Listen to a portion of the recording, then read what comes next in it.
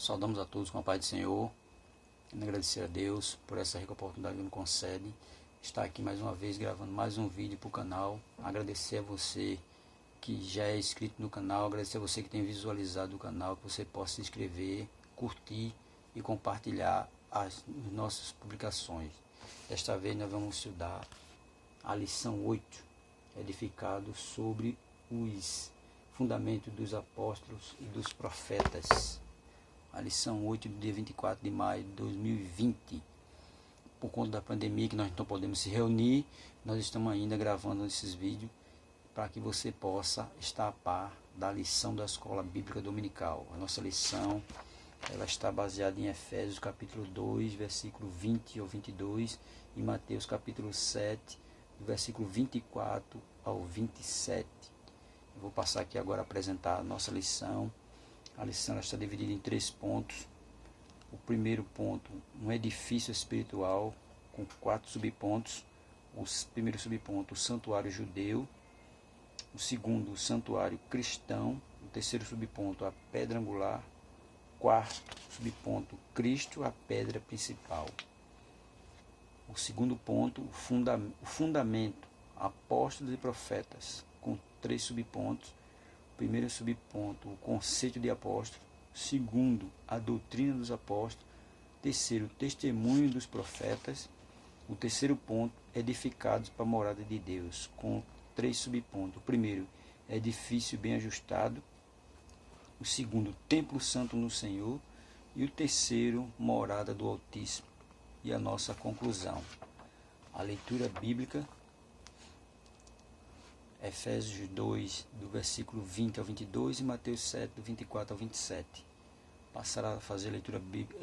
O objetivo geral da nossa lição: ensinar que Cristo é a base da igreja e estamos alicerçados na doutrina dos apóstolos e no testemunho dos profetas.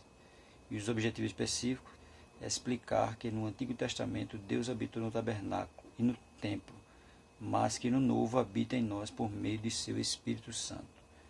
O segundo, apresentar o fundamento da igreja como a doutrina dos apóstolos e testemunho dos profetas. Terceiro, refletir que somos templo do Espírito Santo e devemos viver em santidade.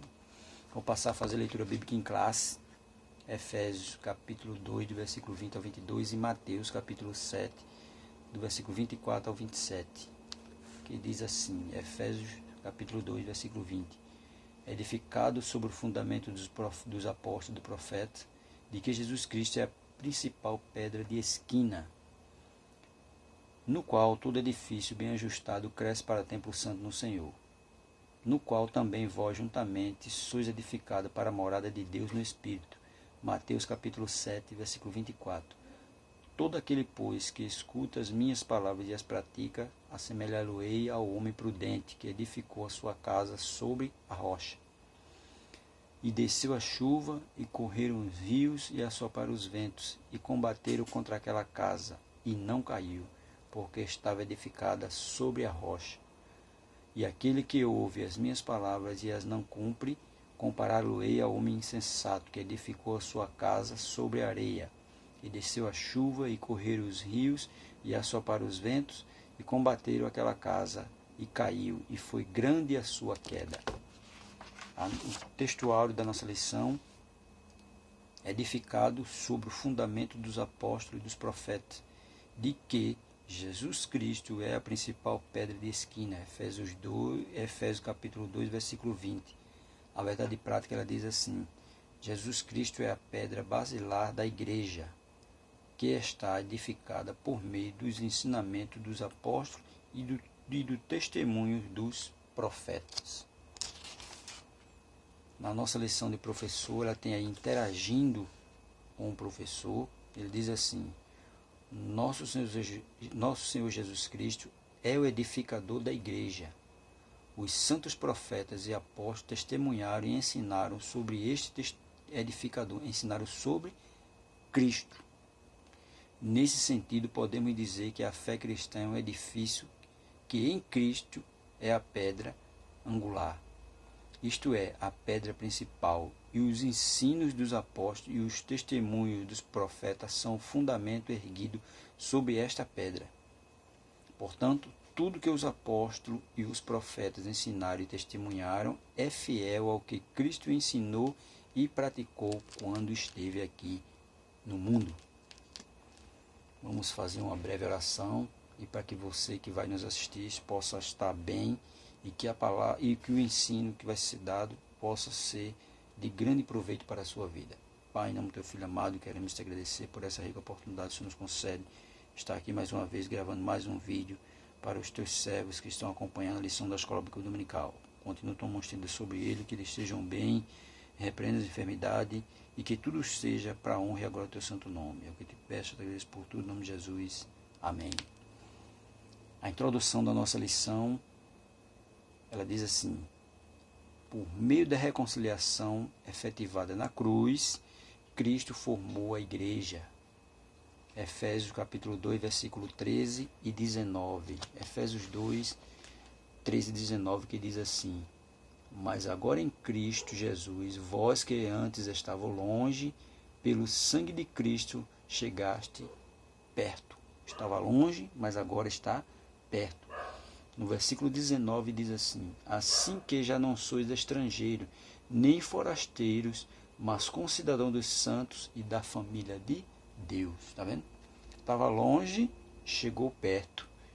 E agora é cidadão, mas é concidadão dos santos e pertencente à família de Deus. Continuando.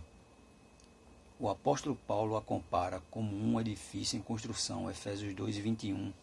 A pedra angular dessa edificação é Cristo, e o fundamento é a doutrina dos apóstolos e o testemunho dos profetas. Efésios 2, versículo 20. Assim há um propósito divino de que sejamos o templo santo do Senhor, a morada do Altíssimo. Efésios 2 e o versículo 22. Nesta lição, estudaremos cada um desses aspectos. Primeiro ponto, um edifício espiritual. Primeiro subponto, o santuário judeu. O templo em Jerusalém era o símbolo exclusivismo de Israel como povo de Deus. 1 Reis, capítulo 8, versículo 16 ao 20. Eles se achavam melhores do que todo mundo. Ali havia um exclusivismo religioso, que por eles ter o templo, eles achavam que nada iam afetar eles, que nada poderiam acontecer com eles por conta deles ter o templo. Eles tinham o templo e achavam que nada ia acontecer com eles. Mas é aí que eles se enganam. Porque ali eles só provavam o devido exclusivismo religioso por conta do templo. Continuando. A proibição dos estrangeiros acessarem o templo. O templo. Não fa... Oxe, de novo só. Eles achavam que nada ia acontecer com ele por conta de eles ter o templo. Continuando. A proibição dos estrangeiros acessarem o templo era um motivo de inimizade entre judeus e gentios. Por isso, uma inimizade muito grande, porque para eles, os gentios não podiam adentrar o templo, só eles. Efésios 2 e 14. Ao reconciliar ambos os povos, Cristo aboliu as leis cerimoniais, desfez a inimizade entre eles e formou uma nova humanidade, a igreja. A igreja, Efésios 2, versículo 18 e 19, que diz assim: porque por ele ambos temos acesso ao Pai em um mesmo Espírito, assim que já não sois estrangeiros, nem forasteiros, mas concidadãos dos santos e da família de Deus. Assim o templo judaico perde sua relevância e um novo conceito de santuário é apresentado. Veja que, por conta da barreira que foi quebrada através de Cristo na cruz do Calvário, o templo perdeu toda a sua relevância. E agora um novo conceito é apresentado. Segundo o subponto vai falar o santuário cristão. Os que pertencem a Cristo são comparados a um edifício onde Deus habita em espírito. Efésios 2 e 22, que diz assim: no qual também vós juntamente sois edificados para a morada de Deus no Espírito. Veja, observe bem o que ele diz aí. Os que pertencem a Cristo são comparados a um edifício, onde Deus habita em espírito. O ensino apostólico lembra Salomão, quando este reconheceu que o templo em Jerusalém não poderia conter a Deus. 1 Reis 8:27. 1 Reis 8:27, que diz assim: Mas na verdade habitaria Deus na terra? Eis que os céus e a terra, eis que os céus e até o céu dos céus ti não poderiam conter, quanto menos esta casa que eu tenho edificado. Veja que mesmo Salomão edificando o templo, ele reconheceu que ali Deus não ia fazer a sua morada. Aquele lugar não podia conter a presença de Deus. É tão tal que quando teve a oração da inauguração do templo, a glória desceu, o templo se encheu todo de fumaça e ninguém conseguia nem sequer entrar, nem ver nada, porque o poder é tanto. E aí Salomão reconhece que aquele lugar não conteria a presença de Deus. 1 Reis 8:27. E reafirma a introdução de Estevão em que o Altíssimo não habita em templo feito por mão de homens. Ele não habita em templo feito por mão de homens. Atos dos Apóstolos, capítulo 7, versículo 48, e Atos, capítulo 17, versículo 24. Desse modo, os crentes, judeus ou gentios, tornaram-se o templo onde o Espírito de Deus habita. 1 Coríntios 3, e o versículo 16. 1 Coríntios 3, e o versículo 16.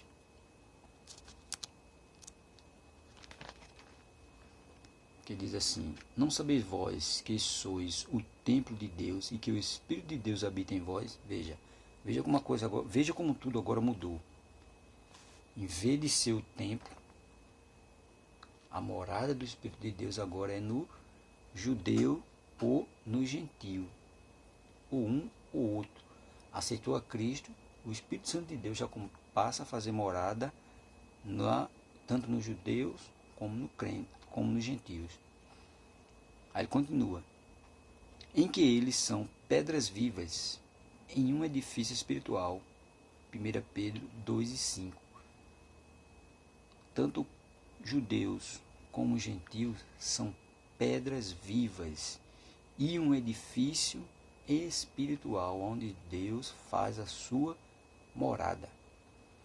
Terceiro subponto: a pedra angular. Na arquitetura antiga, a construção de um edifício requeria uma pedra angular. Ela é traduzida como a pedra mais importante ou pedra principal. Ela era posta no canto do prédio para sustentar o alicerce, firmar e unir toda a estrutura e manter as paredes em linha certa. Para que se tenha uma ideia dessa dimensão, em uma das escavações no local do templo em Jerusalém foi encontrado um monolito com cerca de 12 metros de comprimento, quer dizer, era o que fazia, que dava o alinhamento à fundação do templo. Quarto subponto: Cristo, a pedra principal.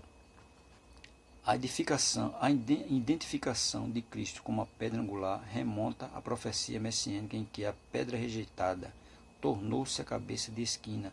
Salmo 118 e 28. Ele mesmo afirmou ser a cabeça da esquina. Marcos, capítulo 12, versículo 10. Assim como também os apóstolos testificaram a ser Cristo a pedra principal, Atos capítulo 4, versículo 11, e 1 Pedro 2:7. Portanto, a pedra angular deste novo santuário é o próprio Cristo. No Sermão do Monte aprendemos que o homem prudente edifica a sua casa sobre a rocha que é Cristo Jesus. Mateus 7:24, que foi da leitura bíblica em classe. A pedra principal, a rocha eterna é Cristo. O homem prudente edifica a sua casa nessa rocha, porque se ele edificar na areia, a sua casa está propensa a ruir, a cair. Segundo ponto da nossa lição vai falar aí o fundamento, apóstolos e profetas. O conceito de apóstolos, o termo grego apóstolo é usado para enviado ou mensageiro. O apostolado é centrado na natureza. O apóstolo é centrado na natureza da missão.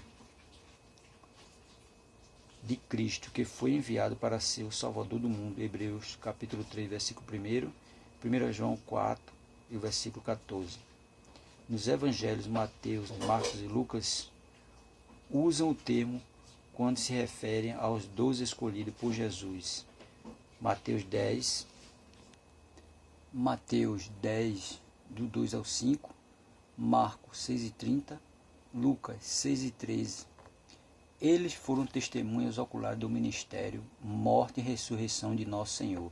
Atos 1, versículo 21 e 22. Veja aí, Atos dos Apóstolos, capítulo 1, versículo 21 e o 22. É necessário, pois, que dos varões que conviveram conosco todo o tempo em que o Senhor Jesus entrou e saiu dentre nós, começando desde o batismo de João até o dia em que dentre nós foi recebido em cima, um deles se faça conosco testemunho da sua ressurreição. Veja que eles estavam com Jesus em todo o tempo, e eles foram testemunho de tudo, tanto de vida, morte e ressurreição. Assim Paulo também foi chamado pelo próprio Senhor para ser apóstolo. 1 Coríntios 15, versículo 8 e 9, Romanos 1 e 1. Aos apóstolos foi confiado o ministério da palavra com o compromisso de instruírem a igreja, Atos 6, 24, com o compromisso de instruir a igreja na palavra. Nesse aspecto, os apóstolos são aqueles que foram comissionados por Cristo para a igreja primitiva. E a mensagem de Cristo, o fundamento.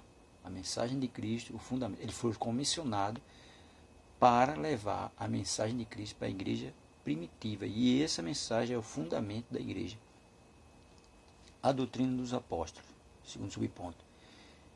Embora não se possa desassociar das pessoas o ofício que ocupavam, o que constitui o fundamento da igreja não são os apóstolos em si, mas a doutrina que eles ensinavam, ou seja, as Escrituras. Atos 2, 42, observe aí, Atos dos Apóstolos, capítulo 2, versículo 42, que diz assim: e perseveravam na doutrina dos apóstolos, e na comunhão, e no partir do pão, e nas orações. Veja, perseveravam na doutrina dos apóstolos, nos ensinamentos de tudo aquilo que eles aprenderam de Cristo, eles passaram para o povo.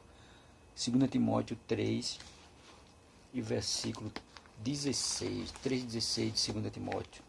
2 Timóteo 3,16.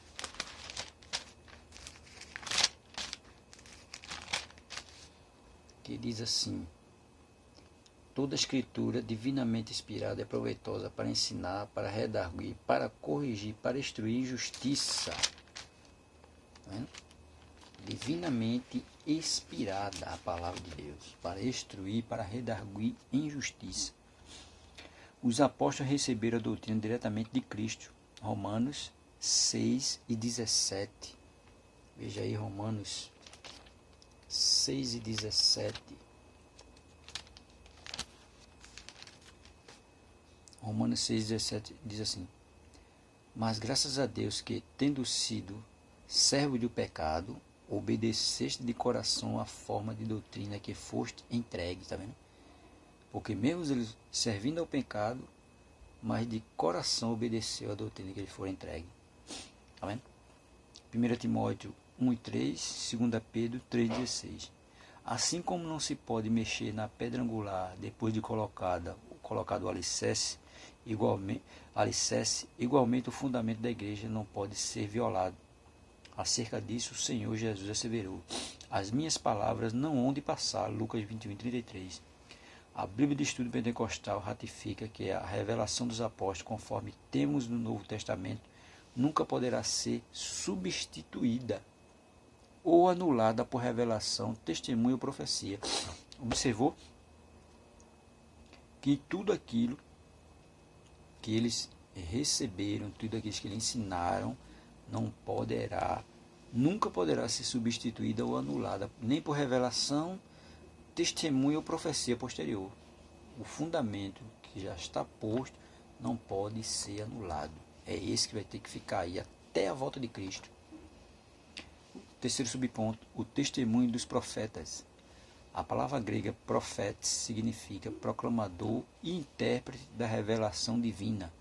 A ordem A ordem da frase em Efésios 2:20, apóstolo e profeta, indica tratar-se do profeta da igreja e não as do Antigo Testamento.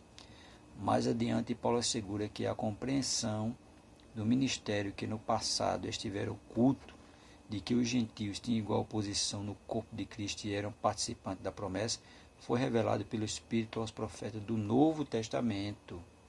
Efésios capítulo 3, versículo 4 a 6. Efésios capítulo 3, versículo 4 a 3, que diz assim: Pelo que, quando ledes, podes perceber a minha compreensão do ministério de Cristo, o qual noutro século não foi manifesto aos filhos dos homens, como agora tem sido revelado pelo Espírito aos seus santos apóstolos e profetas, a saber que os gentios são co-herdeiros e de um mesmo corpo e participantes da promessa em Cristo pelo Evangelho. Tá vendo? Assim os profetas neotestamentários que falaram inspirados pelo Espírito Santo, segundo Pedro 1:21, perfazem o alicerce da igreja de Cristo. Veja que tudo é fundamentado naquilo que Cristo ensinou, naquilo que Cristo apresentou ao mundo. Tudo é dele, tudo vem dele. Tudo que ele ensinou, tudo que ele deixou escrito, tudo que os apóstolos deixaram escrito, a gente vê que tudo foi através de Cristo. Todo o ensinamento dele. Aí diz aí, no terceiro ponto, edificados para a morada de Deus. Primeiro subponto, edifício bem ajustado. A expressão todo edifício bem ajustado cresce, indica um processo contínuo de desenvolvimento dos crentes. Efésios 2:21. Assim como todas as partes do edifício precisam estar harmônicas. Colossenses 2:2 e 1 Coríntios 1:10. O crescimento da igreja também depende de tudo ser bem ajustado a Cristo. Romanos capítulo 14, versículo 15 e 16. Veja aí, Romanos 14, versículo 15 e 16, que diz assim: Mas se por causa da comida se contrista teu irmão, já não andas conforme o amor. Não destrua por causa da tua comida aquele por quem Cristo morreu. Não seja, pois, blasfemado o vosso bem. Está vendo? Não seja por comida e nem por bebida. Ele diz no versículo 15 desse Romanos capítulo 14. Mas se for por causa da comida, se contrista o teu irmão, já não andas conforme o amor. Né? Que alguém reclama, mas fulano está comendo isso, não pode, está comendo aquilo, não pode. Não. Não destrua por causa da tua comida aquele por quem Cristo morreu. Veja que ele deixa bem claro aí. Nessa caminhada, o salvo comporta-se como filho obediente e passa a evidenciar o fruto do Espírito. 1 Pedro 1,14. 1 Pedro 1:14. Como filho obediente, não vos conformando com as concupiscências que antes havia em vossa ignorância, mas como é santo aquele que vos chamou, sede vós também santos em toda a vossa maneira de viver. Veja aí agora Gálatas 5:22, bastante conhecido, o fruto do Espírito. Gálatas 5:22, mas o fruto do Espírito é amor, gozo, paz, longanimidade, benignidade, bondade, fé, mansidão e temperança. Versículo 23 ele diz: contra essas coisas não há lei. O desenvolvimento prossegue até alcançar a medida completa de Cristo. Efésios 4:13. Porque a vida do crente é crescimento. Ela não termina, né, quando ele disse que aceitou Jesus, não. Aí que vai ver um crescimento, aí ele vai aprender, vai ver que certo tipo de coisa não é como ele achava que era, e assim vai crescendo para a morada do Espírito. Efésios 4:13. até que todos cheguemos à unidade da fé e ao conhecimento do Filho de Deus, a varão perfeito, à medida da estrutura completa de Cristo. Está vendo? Até que todos cheguemos à unidade da fé e ao conhecimento do Filho de Deus, a varão perfeito, à medida da estrutura completa de Cristo. Mas isso com o passar do tempo. É aos poucos. Não é de uma hora para outra que a pessoa vai... Não, é com o tempo. Com o tempo que vai dando crescimento. E o crescimento é através da palavra de Deus. Ele diz aí: pois todo crente bem ajustado torna-se templo santo do Senhor. Efésios 2:21. Segundo subponto, templo santo no Senhor. A palavra aqui usada para templo é o vocábulo naum, que designa o recinto interior, o lugar santíssimo, ou seja, o lugar do encontro do sumo sacerdote com Deus, Hebreus 9:7. Todavia, a analogia paulina não se refere a uma estrutura material, mas sim ao crente que se tornou templo santo, 1 Coríntios 3:16. Separado do pecado, quem pertence a Cristo passa a viver em santidade, 1 Pedro 1:15 e 1 João 1:7.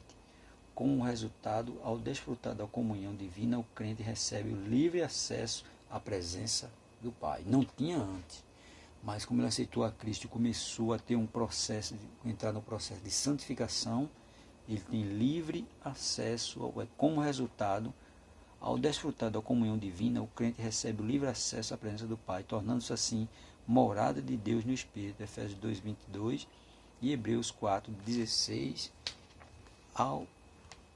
Hebreus capítulo 4, do 14 ao 16. Vamos ver aí, Hebreus capítulo 4, do 14 ao 16. Hebreus capítulo 4, versículo 14 ao 16, que diz assim: visto que temos um grande sumo sacerdote, Jesus, Filho de Deus, que penetrou nos céus, retenhamos firme a nossa confissão, porque não temos um sumo sacerdote que não possa compadecer-se das nossas fraquezas, que ninguém é forte.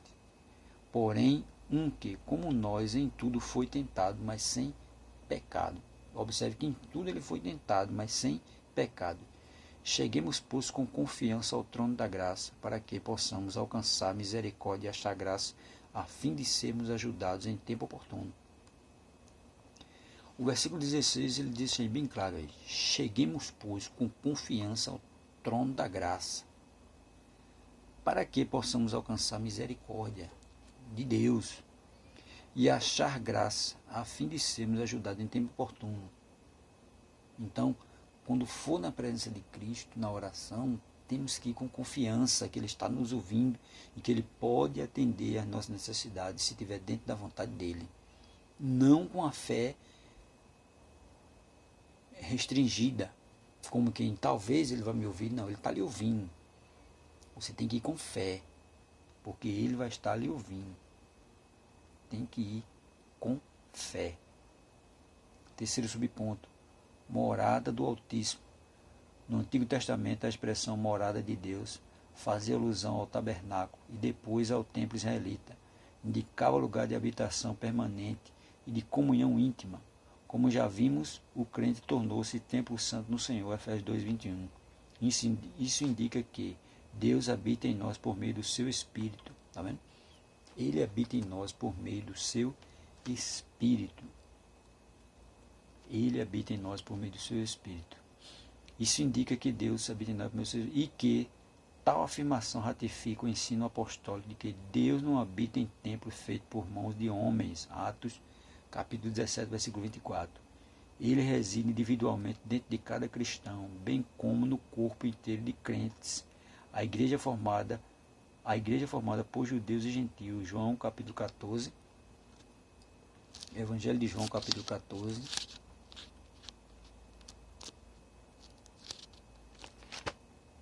Evangelho de João capítulo 14. E o versículo 23. Que diz assim: Jesus respondeu e disse-lhes: se alguém me ama, guardará a minha palavra, e meu Pai o amará, e veremos para ele e faremos nele morada. Observe que ele disse aqui. Ele reside individualmente dentro de cada crente, dentro de cada cristão, bem como no corpo inteiro de crentes. A igreja formada por judeus e gentios. Tá vendo? E em João ele vai dizer que o Pai faz morada no crente e Jesus também. Versículo 23. Se alguém me ama, guardará a minha palavra, e meu Pai o amará, e viremos para ele e faremos nele morada. Veja que ele deixa bem claro, se você ama a palavra de Deus, Deus vai vir até você e Jesus vai fazer morada, tanto ele como Cristo. E eles habitarão em nós. Ele deixa bem claro aí, meu Pai o amará e viremos para ele e faremos nele morada. Por isso que hoje, né, não existe mais o templo. O templo hoje é um templo espiritual. Cada crente hoje é um templo e morada do Espírito Santo de Deus.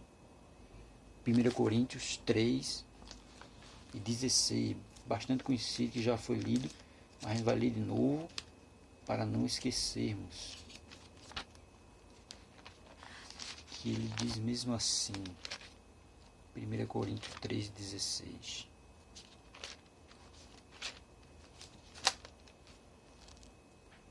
Não sabeis vós que sois o templo de Deus e que o Espírito de Deus habita em vós, está vendo? Ele não habita em templo feito por mãos humanas, mas ele habita na humanidade, no homem. Se o homem amar a Deus e guardar as suas palavras, ele virá até ele. E ele o amará e fará morada nele. Por isso que ele diz ali em 1 Coríntios 3,16, que vós sois o templo de Deus e que o Espírito de Deus habita em vós. Na conclusão da nossa lição ele diz aí, a comparação da igreja como edifício em construção indica que estamos em processo de aperfeiçoamento, até que todos cheguemos à unidade da fé. Efésios 4, 12 e 13. A pedra angular, que é o próprio Cristo, não pode ser substituída. A doutrina dos apóstolos e o testemunho do profeta não podem ser revogados. Está vendo?